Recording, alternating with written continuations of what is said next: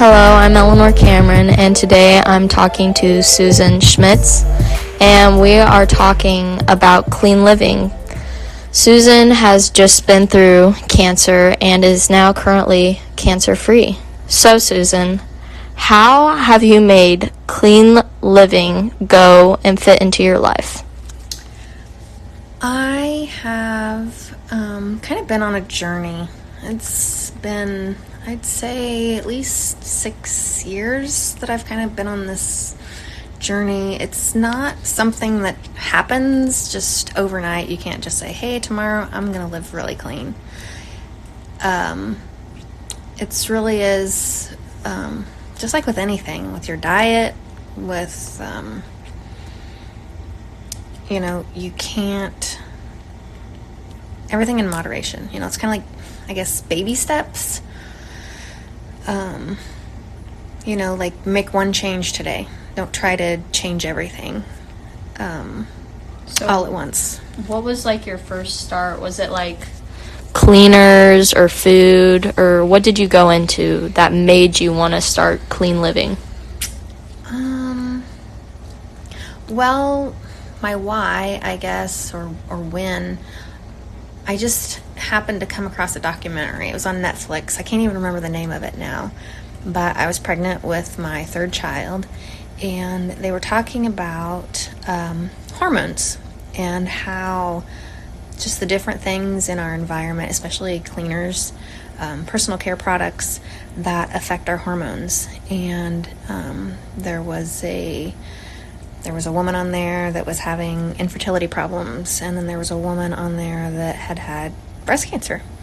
And I was pregnant. I was like 8.5 months pregnant, and I'm just thinking about all the things that I could be exposing my baby to being pregnant and using personal care products that have chemicals in them. And it's not something that I'd really thought about before. You think that you can go to the store and whatever they have on the shelf is safe for you to use. Because, why would they be selling it? Why would they be allowed to sell something if it wasn't safe? Like, I feel like us as a society are very trusting of the products that are out there for us, and we don't, background check them at all. Yeah. Well, you would think you wouldn't have to. You would think your government is keeping you safe, but there's actually... there's things that are allowed to be sold in the United States that are not allowed in Europe. Yeah. I catch myself assuming something's going to be okay. Yeah. So after that documentary, I started looking at things, and of course I got on Amazon. I'm just like, okay, I'm gonna buy this clean shampoo. I think shampoo was was one of the first things that I tried to swap, and probably my makeup, and it was really, really hard. The shampoo was awful, and it was awful, and I didn't really know anybody else that was doing it. I didn't really have a support system, and I'm just like, well, it surely can't be that bad. So I ended up going back to a lot of the things that I had been using, just because the products that I was used to them. It made my hair softer, it made my hair smell better, and I was always a big Bath and Body Works user. As soon as I got out of the shower, I was slathering on the lotion, and I think as a female, that's something that's huge. I have a teenage daughter now, and when she has a sleepover, she has friends over, I'm just like, they've been in the room, and I'm just like, yes. Whoa, my nose can't handle it, because since I've removed all of the fragrance, I'm very sensitive to it now. But, society's like, well, you gotta wear deodorant, you gotta wear.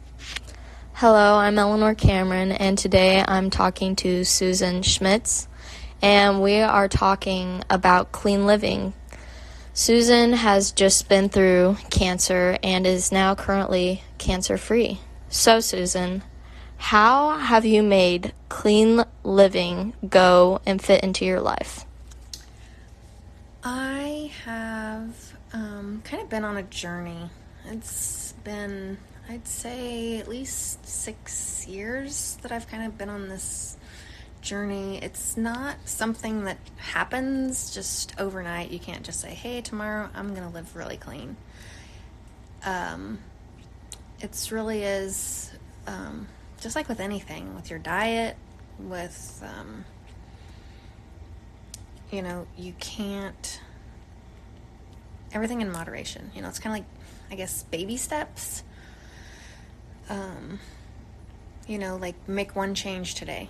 Don't try to change everything all at once. What was like your first start? Was it like cleaners or food, or what did you go into that made you want to start clean living?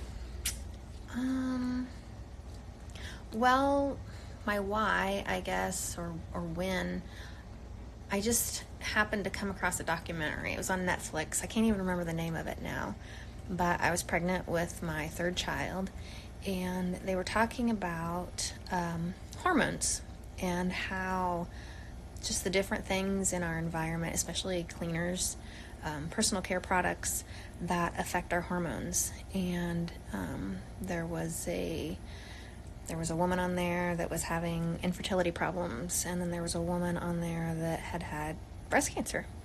And I was pregnant. I was like 8.5 months pregnant, and I'm just thinking about all the things that I could be exposing my baby to being pregnant and using personal care products that have chemicals in them. And it's not something that I'd really thought about before. You think that you can go to the store and whatever they have on the shelf is safe for you to use. Because, why would they be selling it? Why would they be allowed to sell something if it wasn't safe? Like, I feel like us as a society are very trusting of the products that are out there for us, and we don't, background check them at all. Yeah. Well, you would think you wouldn't have to. You would think your government is keeping you safe, but there's actually... there's things that are allowed to be sold in the United States that are not allowed in Europe. Yeah. I catch myself assuming something's going to be okay to, drink, a soda, and, there's nothing good in it for you. Yeah. Yeah.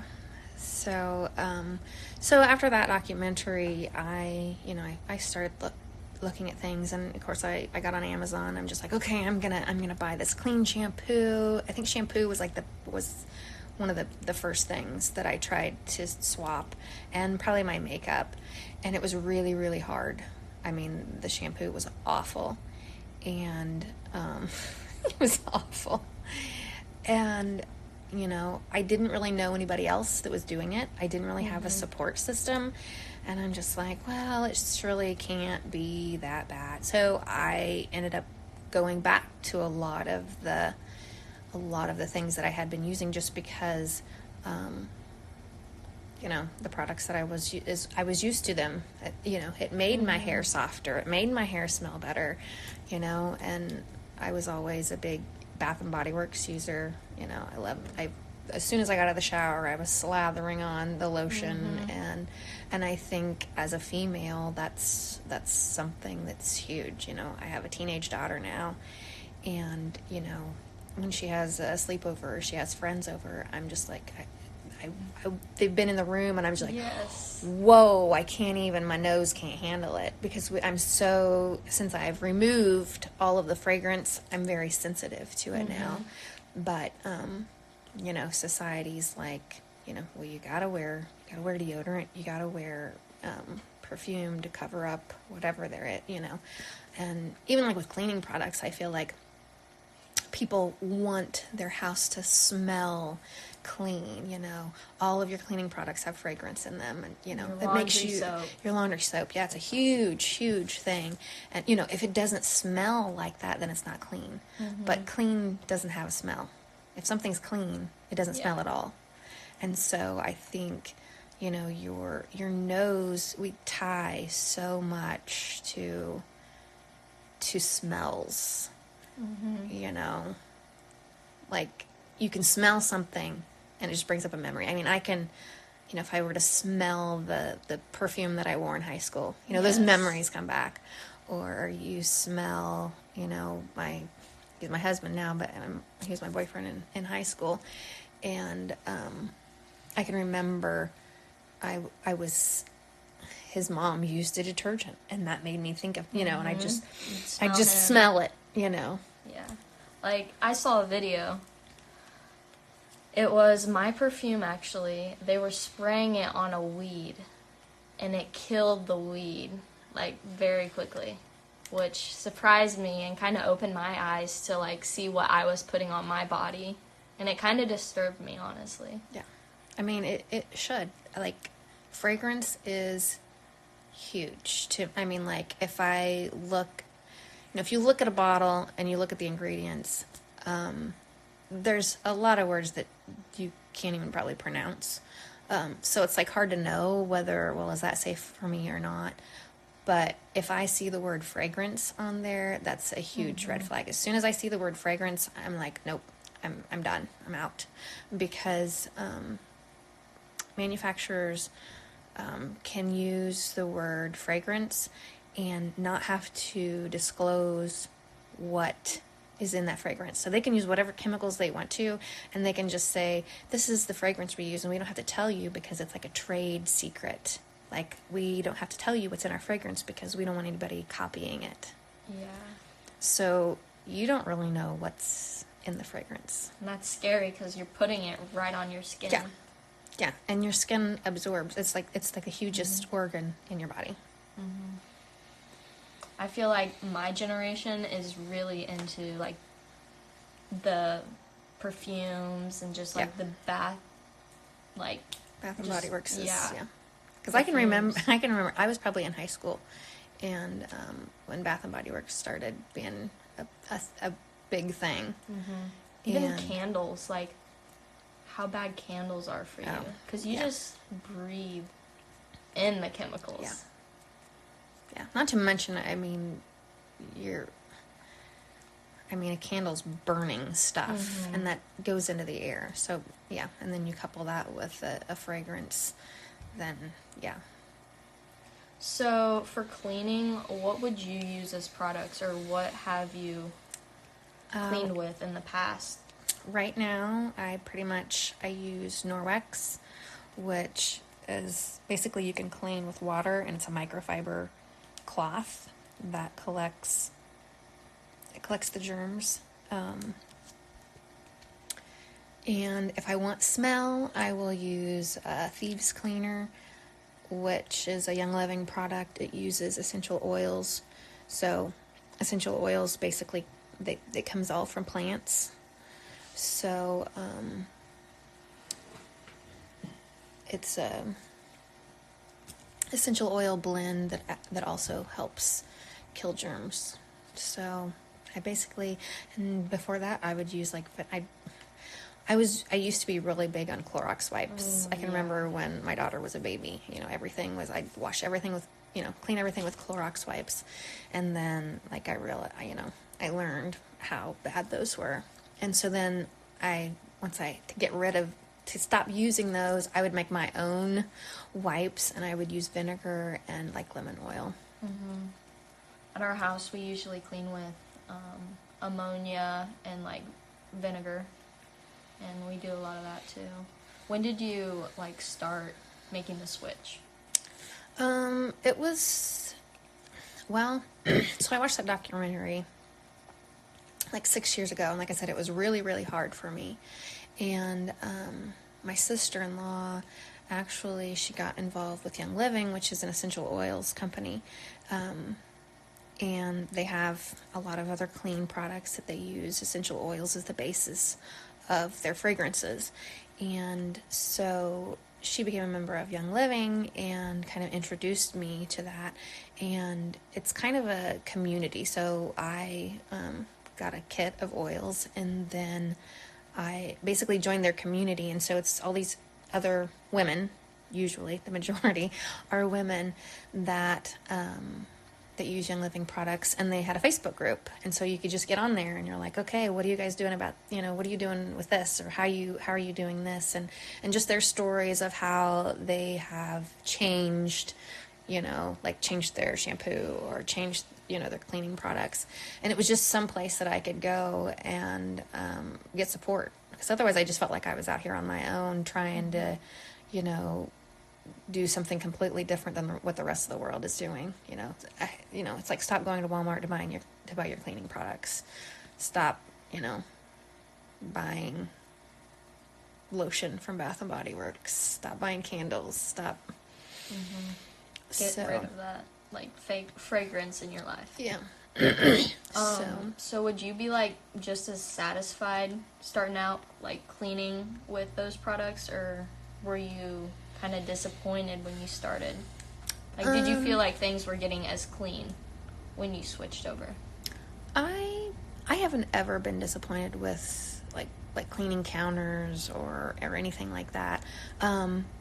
Dishwasher detergent was really hard for me to find the one that would, because we're used to putting, mostly like pretty dirty dishes in the dishwasher and then expecting your detergent to get it clean.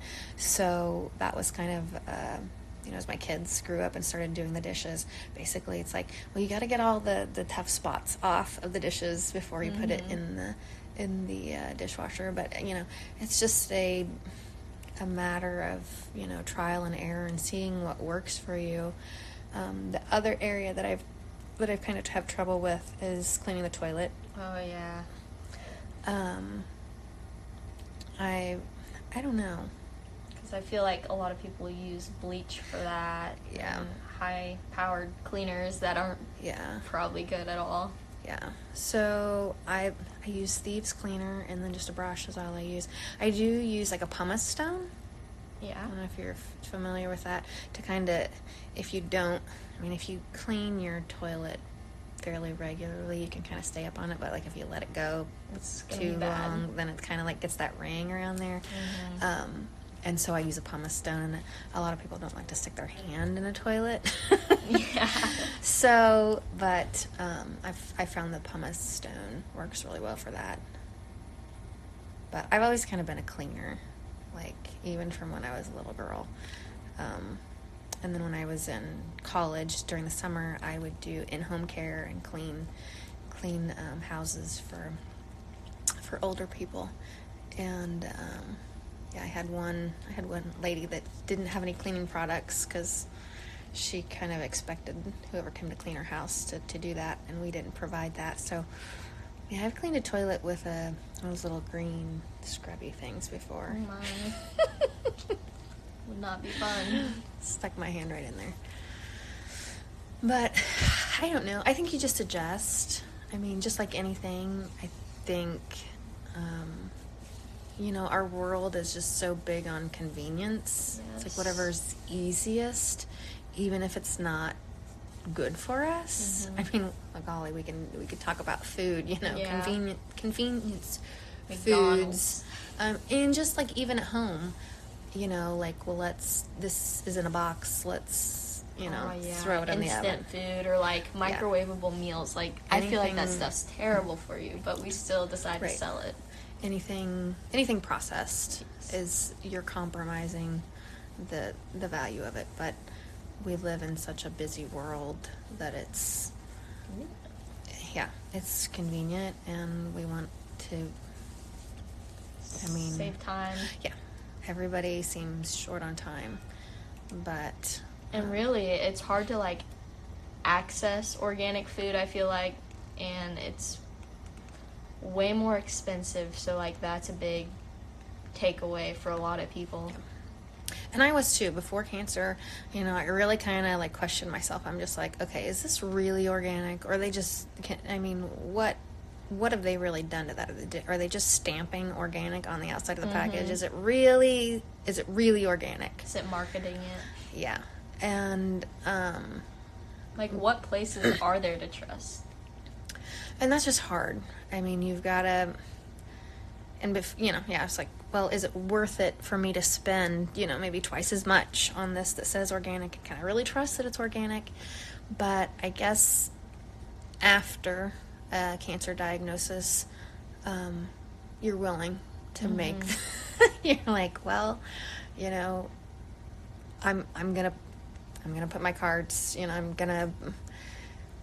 I'm just gonna trust, because I would rather be safe than sorry. Yeah. I think, and that's the thing that I think about cancer, is that there's not just like one cause. And even like doctors don't really even want to admit that there are causes for cancer. I know when I was diagnosed, I asked one of the surgeons that, you know, in the very beginning, I'm just like, why do I have cancer? Because I mean, I felt like I've led a pretty healthy life. I mean, I by no means have had, you know, immaculate eating, that I've eaten things that I shouldn't eat, but nothing like a lot of Americans. You know, I would say that my diet was better than the average American diet,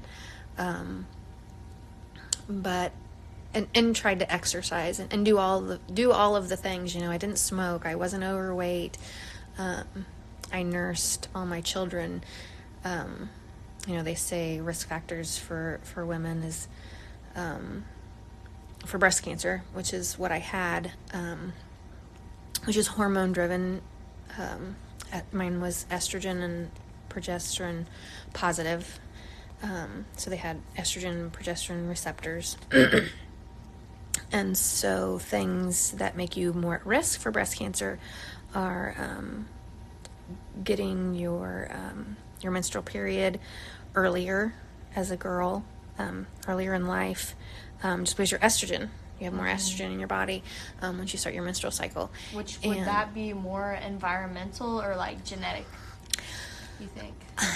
I believe we have like chemicals act as xenoestrogens. So we were talking about chemicals in our products, even chemicals in our food act as xenoestrogens. So they act as extra estrogen in our body, and so yeah, I think that comes into play when, you know, I'm not sure what the average age that girls start their menstrual period now, but I know it's much earlier than it has been in years past. Do you think a lot of it is environmental because of the way we... Oh, yes, most definitely. Definitely in our food. I mean, definitely in our food. And the products we use, like the products they push on young girls like us. Yeah. Makeup and perfume and... soaps. Yeah. It's a big one. And milk. I mean, we give cows... milk? I don't... Seriously? I believe that there's a place for it, but cow's milk is made for cow babies. Human milk is made for human babies. So, I mean, there's a reason why there are a lot of people that are lactose intolerant. Yeah, it's that because makes humans weren't made to drink cow milk. You know, you look at how much, I mean, you guys have cows, so you know how that works. You know, a calf, how much weight do they gain while they're nursing from their mother? Quite a bit. And so that's what cow's milk is made to do. Cow's milk is made to help a baby cow grow and put on weight. And I mean, they're rather large animals. So I believe that's what cow's milk is for. Yeah. So human milk is for human babies.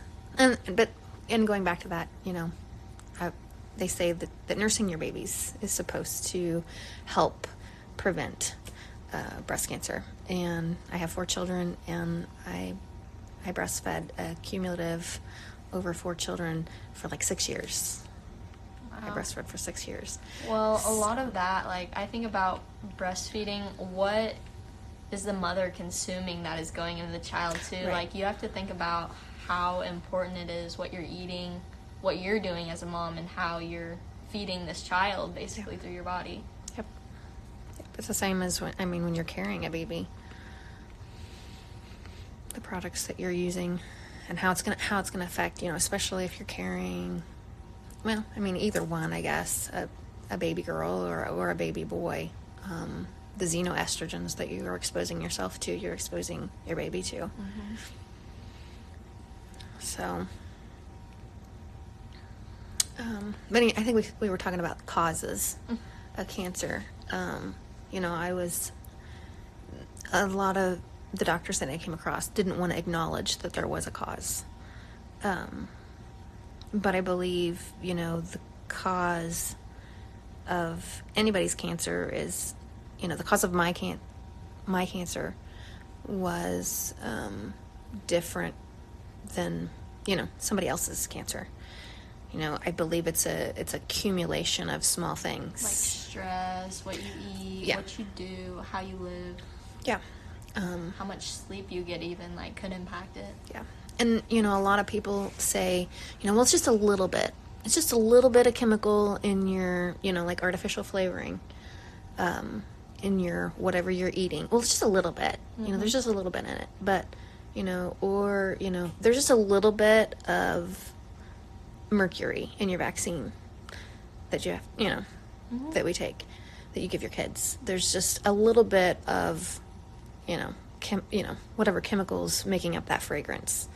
But it's accumulation. It's called toxic burden. It's how much your body can handle of all of the small amounts of toxins that are in your food and your personal care products, and even in the, in the air that you breathe. And there's some things that you can control, and there's some things that you can't. I can't control that we live in a rural area and we have pesticides that are sprayed on fields that are, 100 Mm-hmm. yards from your home. People in our area have to make a living, and so I can't really control that, but I can control what food I put in my body. Mm-hmm. I can control what personal care products I use on my body. Exercise. Yeah. Exercise is huge, and stress, and you may, sleep is huge. Yes. And even breathing. Breathing is a huge way to release toxins from your body. Really? I always thought sweat.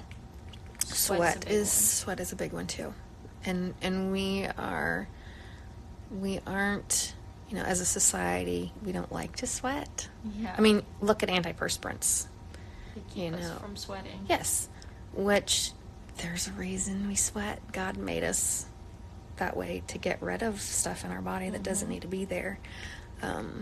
That's a huge way that my doctor, after my cancer treatment and after surgery, my doctor was like, okay, we're going to look at, we did toxicity testing on my body, and we found 2 different kinds of mold, and there was also 2 different types of chemicals that were in my body in really high levels.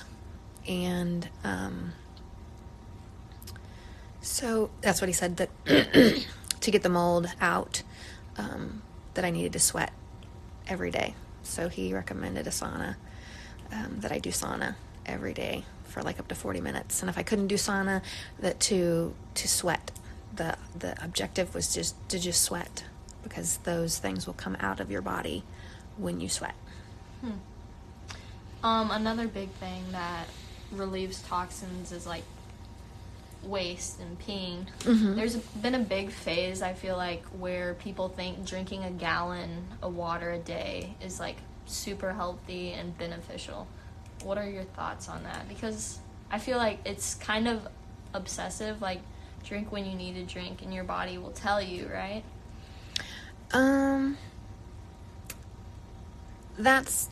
You do have to listen to your body, obviously, but I feel like some people misread their body telling them to drink water as they're hungry.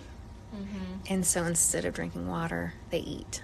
And I do it myself, because if I'm at home, I have a really bad problem with, I want to eat, I'll snack, and then I don't drink as much water.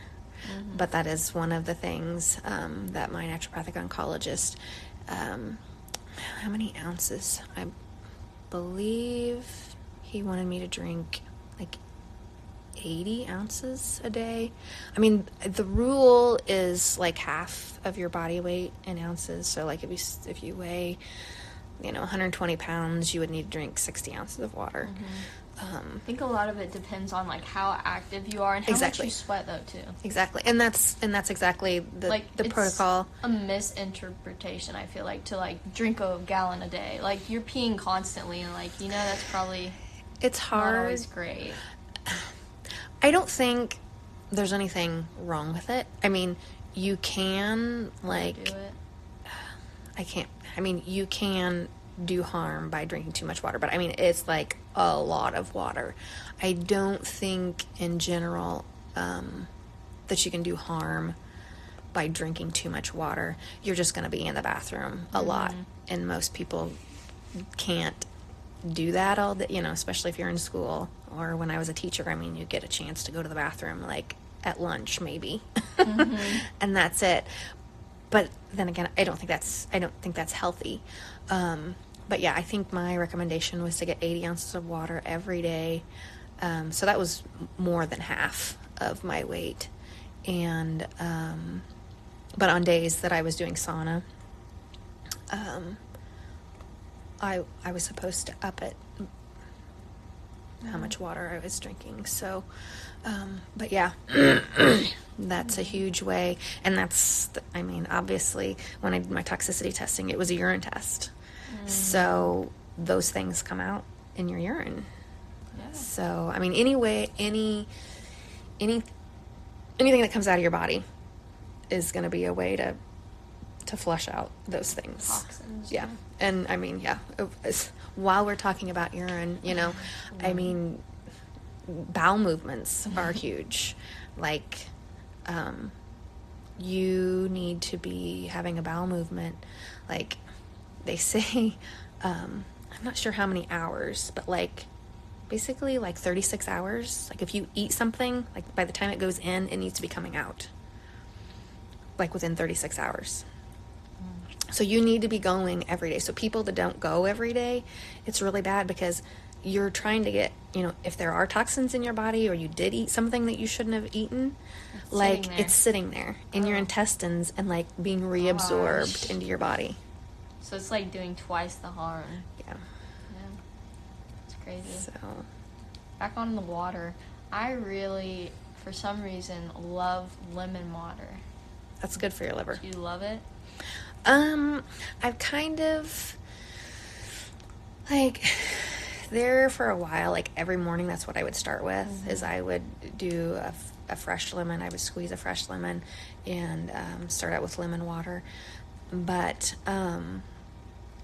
it's really good for your liver to detox your liver. But I also do some intermittent fasting. And so I kind of stopped with the lemon because your taste buds are the first part of your digestive system. So when you taste food, it's kind of a trigger to your digestive system. Say, hey, there's food coming in, so get ready. So like lemon would trick it? So lemon kind of triggers your digestive system into starting, which kind of goes against the fasting. Yeah. So it wouldn't it still filter then? Yeah, I mean, lemon's going to be good. It's gonna detox your liver, but it kind of goes against the fasting. the effects of the fasting. Yeah. So, and I mean, and there's just different benefits. So there's benefits to fasting, but then there's benefits to detoxing your liver too. Yeah. Well, it's been good talking. I think we're gonna end today. So thank you, Susan, for your time. Thank you.